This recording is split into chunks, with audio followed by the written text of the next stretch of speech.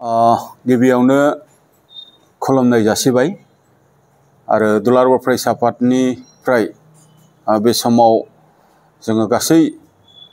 रायजो राजानिसिम दिनै उदालगुरि दुलाराय बर' फरायसा आफादनि मावखुलिनिफ्राय जे जोङो खौरां मेल लेंदों आरो बे खौरां मेलनि गेजेरजों जोङो गाहाम हामलायनाय जोङो बावहरग्रोबाय आरो दिनै बे खौरां मेलावनो आंजों लोगोसे बाहागो लानो हादों दुलाराय बर' फरायसा आफादनि सोलोंथाइ नेहाथारि सोमावसार बसुमतारी, हारिमु नेहाथारि मानगोनां सुसिल इस्लारि आरो उदालगुरि जिल्ला दुलाराय बर' फरायसा आफादनिनो मानगोनां आफादगिरि कर्नेलियास दैमारि आरो दुलाराय बर' फरायसा आफादनिनो नेहाथारि बिरखां नार्जारि आरो गुबुन गुबुन जे जोंनि एबसुनि बिथांमोना बाहागो लानो हादों आरो दिनै जोङो गिबियावनो खौरांगिरि नोंथांमोननिसिमबो जोङो गाहाम हामलायनाय आरो जोङो गिबियावनो जोङो साबायखरखौ बावग्रोदों। गुबैयै जोङो दिनै हरखाबै उदालगुरि जिल्ला दुलाराय बर' फरायसा आफादनि बे मावखुलिनिफ्राय जोङो दिनैनि बे खौरां मेलखौ बिनि थाखायनो लेंदों जे दिनै जोङो नुबाय थादों आरो जों नोजोरबो होबाय थादों जे थाखानाय एसटिनि खहा खालामनानै आसाम सरकारा मोनद' हारिनि एसटि होनो लाहार फाहार जे खालामनाय जेनाखि मोनसे प्रक्रिया बेखौ बिथांमोना ट्राइबेल अर्गेनाइजेसनफोरा बा जों दुलाराय बर' फरायसा आफादा बा CC2Iआ बा गुबुन गुबुन माने ट्राइबेल अर्गेनाइजेसनफ्रा होबथासेयावबो दिनै आसाम सरकारा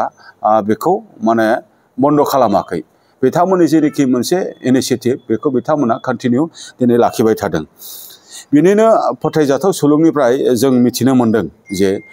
दिनै मोनाबिलियाव दायो मोनाबिलियाव माने आसाम मन्त्रि आफादनि केबिनेट मेलनि गेजेरजों मरान मथक आरो बोखावजायै गवालपारा जिल्लानि राजबंशिफोरखौ थाखानाय एसटिनि केटेगरियावनो एसटि खालामनायनि थांखि लागोन आरो बेखौ गाबोन एसेम्बलि सेसनाव टेबोल खालामनायजों लोगोसे बेखौ गनायथि लानानै बिथांमोना भारत सरकारनिसिम दैथायहरनायनि मोनसे लाहार फाहार बिथांमोना दिनै खालामबाय थादों। गमामायैनो आसाम सरकारा बे थांखिखौ एसेम्बलियाव गनायथि लानानै भारत सरकारनिसिम दैथायहरनायनि उनाव होबथानांगौआ जोंनि थाखाय गोब्राब जानानै फैगोन। दा बे बाथ्राखौहाय जोङो दिनै दुलाराय बर' फरायसा आफादा मिथिखांनायनि उनाव जोङो दिनै थानो हायाखै। सिगाङावबो जोङो गुबुन गुबुन हाबाफारि जोङो लाबोदों। आरोबाव जोङो दिनै माने मोनदांदों जे आनडिभाइडेड माने जेखिनि मोनसे गवालपारा बे गवालपारानि राजबंशिफोरनो एसटि होनायनि उनाव माने मा होनदों BTCआव बिथांमोना राजखान्थि रांखान्थि आरो जेरावबो बाहागो मोनगोन। जाउनाव थाखानाय एसटिफोरा मोनथायनिफ्राय गोजानाव थानांगोन मानोना बिथांमोना एडभान्स आरो बिथांमोना पपुलास। बिथांमोना फारफ्रोमबो बिथिङाव जौगानाय, बिथांमोना पलिटिकेलि, ससियेलि, इक'नमिकेलि, एजुकेसनेलि जोबोद एडभान्स। दा दिनै पलिटिकेल मोनसे कम्पालसन थानो हागौ आथिखालनि आसाम सरकारनियाव, नाथाय बिथांमोना गावसोरनि पलिटिकेल कम्पालसन बेखौ रैखा खालामनानै बा बेखौ एनश्योर खालामनो थाखाय बा सोरखौबा बिथांमोना माबा मोनसे मोन्थाय होनो थाखाय दिनै थाखानाय जेनाखि एसटि बेखौ बिथांमोना जिखिनि मा होनदों खहा खालामनो नाजानाय बेयो जोंनि थाखाय माब्लाबाबो गनायथाव जानो हाया। जायखौ दुलाराय बर' फरायसा आफाद बा ट्राइबेल अर्गेनाइजेसना बा CC2Iआ आगोलनिफ्रायनो जोङो होबथाबोबाय थादों। बेनिखायनो जोङो थांखि लादों जे बेखौ होबथानो थाखाय बर' आरो ट्राइबेल आफादफोरा गाबोन 27 नभेम्बर बेलासिनि 4 रिंगायाव बनजार रेलि बा टर्च रेलिनि हाबाफारि जोङो BTCनिनो मोनबा जिल्ला क'क्राझार, चिरां, बाक्सा, तामुलपुर आरो उदालगुरि मोनाबिलिनि 4टायाव जोङो रोजा रोजा माने रायजो राजानि बाहागो लानायनि गेजेरजों जोङो बे हाबाफारिखौ जोङो लादों। बे माने हाबाफारियाव जोङो दुलाराय बर' फरायसा आफादनि जानानै आरो बर' माहारिनि जानानै बा ट्राइबेल माहारिफोरनि जानानै जोङो साफ्रोमबो रायजो राजाफोरखौ जोङो बाहागो लानो थाखाय जोङो खावलायदों। जोंखौ आरो जोंनि मोन्थायखौ जोङो रैखा माने होथारनांगोन। थाखानाय एसटिखौ जों रैखा खालामथारनांगोन। 6 सिड्युल BTCखौ जों रैखाथि होथारनांगोन। बेनिनो थाखाय जों गासैबो माने गासैखौबो गाबोननि हाबाफारियाव लैहोर बाहागो लाफैनो थाखाय जोङो गुरै खावलायदों। नङाब्ला फैबाय थानाय समाव फैबाय थानाय समाव जे जोंनि फैबाय थानाय जेनाखि इयुन फैबाय थानाय जे जोंनि फिउचार बा फैबाय थानाय जोंनि फरायसाफोर बा फैबाय थानाय जेनाखि समफोराव जोंनि थाखानाय एसटि आरो बर'फोरनि जेनाखि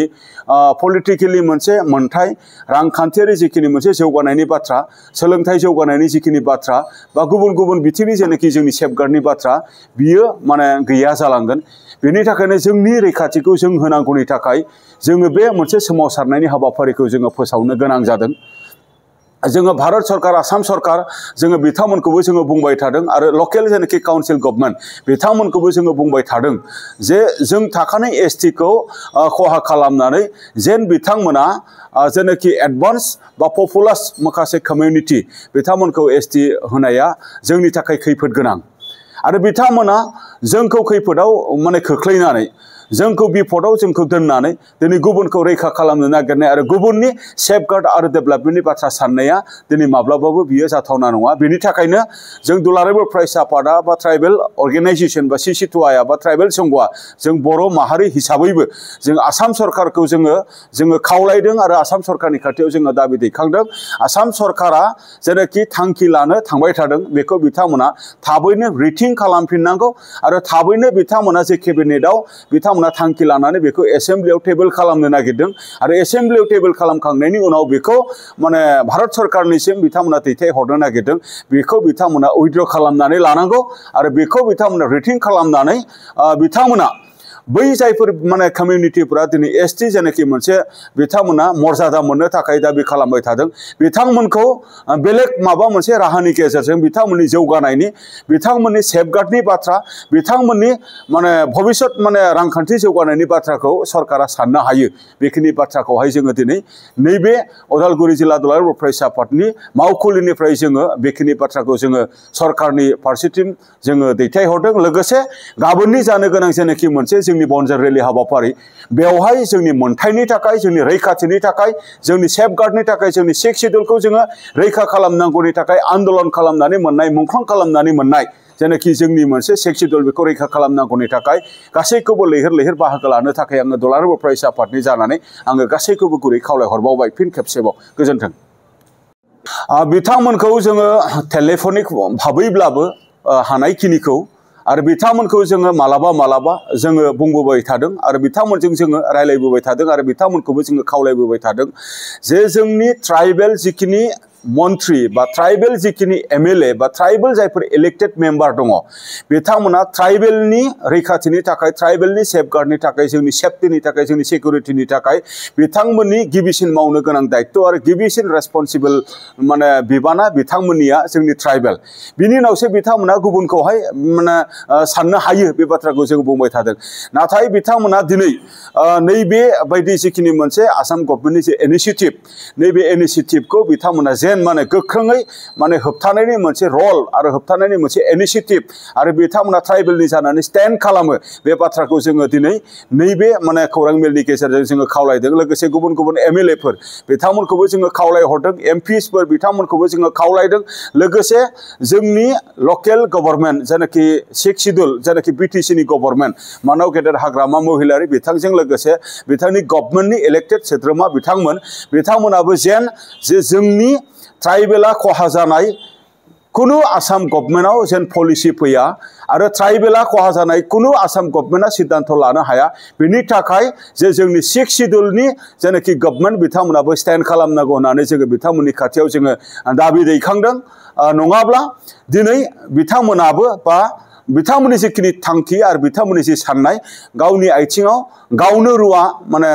दाननानै लानाय बे जागोन दिनैनि समाव बिथांमोना जुदि सिरि थायोब्ला आरो दिनैनि समाव बिथांमोना जुदि सिरि थायोब्ला रायजो राजा जों बर'फोर बा ट्राइबेलफोर बिथांमोनाबो बिथांमोनखौ बिसार खालामगोन बेनि थाखायनो बिथांमोननियाव दाबो आखायाव सम दङ दायोसो माने केबिनेट जिरायगोन दायोसो थांखि लानो नागिरदों दायोसो थांखि लाखांनायनि उनाव गाबोनसो एसेम्ब्लियाव बेखौ टेबोल खालामनो नागिरदों बेनि थाखायनो होबथानांगौनि थाखाय जथेस्थ' दाबो टाइम दङ बिथांमोना जेन माने बेफोरबायदि मोनसे माने बोल्ड मोनसे स्टेन्डखौ लायो जोङो दुलाराय बर' फरायसा आफाद आरो गासै ट्राइबेल माहारिनि जानानै बिथांमोननिसिम जोङो खावलायनाय आरो बिथांमोननि खाथियाव जोङो दाबि दैथायहरो गोजोन्थों गाबोन माने बिल पास जानायनिथ' खोथा गैया गाबोन एसेम्ब्लियाव बिथांमोना गनायथि लानानै भारत सरकारसिम बेखौ दैथायहरगोन बिल हिसाबै राज्य सभायाव माने भारत सरकारा बेखौ टेबोल खालामनानै दोनदों बियो जायखिजाया समाव बियो डिसकासनाव फैफिननो हायो दा बेनि थाखायनो दुलाराय बर' फरायसा आफाद बा ट्राइबेल ग्रुप्स ट्राइबेल माखासे अर्गेनाइजेशनफोरखौ लानानै बेखौ होबथानांगौनि थाखाय जिखिनि प्रक्रियानि जिखिनि मोनसे हाबाफारि लानांगौ दुलाराय बर' फरायसा आफादा गोख्रोंनिफ्राय गोख्रों जोङो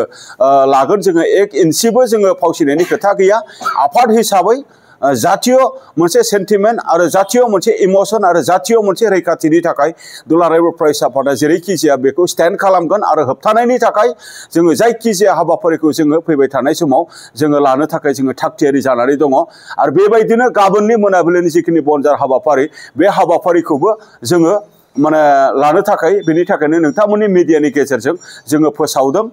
जे मिडियानि गेजेरजों फोसावनायखौ खोनाबायब्ला नोंथांमोना जेन गाबोननि हाबाफारियाव लैहोर लैहोर बयबो जोङो ट्राइबेल इउनिटि आरो जेनाखि जोंनि मोनथाय बेखौ जोङो सेफगार्ड खालामनांगौनि थाखाय प्रटेक्शन होनांगौनि थाखाय जों बयबो इउनाइटेडलि जेन गाबोननि बनजार रेलियाव बाहागो लाफैयो बेखौ खावलायबाय गोजोन्थों।